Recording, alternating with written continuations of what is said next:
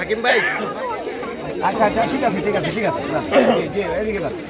আল্লাহ যদি চান ভবিষ্যতে ইনশাআল্লাহ আমরা রাষ্ট্র ক্ষমতার পরিচালনার সুযোগ পেলে আরো কয়েক গুণ শক্তি নিয়ে আমরা এই সমস্ত কার্যক্রমগুলো, মানবিক কার্যক্রমগুলো, সমাজ কল্যাণমূলক কার্যক্রমগুলো নিয়ে আপনাদের পাশে আমরা হাজির হব ইনশাআল্লাহ।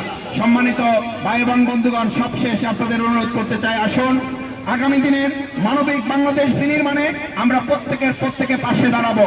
বাংলাদেশ জামাত ইসলামীর আমিরে জামাত, সাবেক আমিরে জামাত মন্ত্রী জনাব মাওলানা মতিউর রহমান নিজামী, আলী হাসান মোহাম্মদ মুজাহিদ সহ ওনারা এই কাজগুলো পরিচালনা করেছেন। বর্তমান আমিরে জামাত জনাব ডাক্তার শফিকুর রহমান একটা মানবিক বাংলাদেশ বিনির্মাণের জন্য কাজ করছেন। আমরা জানতে চাই, তাহলে রাষ্ট্রপতির ভাষণের সময় যখন এসেছে, বিরোধী দলীয় সমস্ত এমপিরা দাঁড়িয়ে যখন বলল আমাদের বিরোধী দলীয় নেতাকে আগে কথা বলতে দিতে হবে এই ব্যাপারে, তারপরে রাষ্ট্রপতির ভাষণ হবে না হবে সে ব্যাপারে সিদ্ধান্ত হবে কিংবা সে ব্যাপারে পদক্ষেপ গ্রহণ করবেন।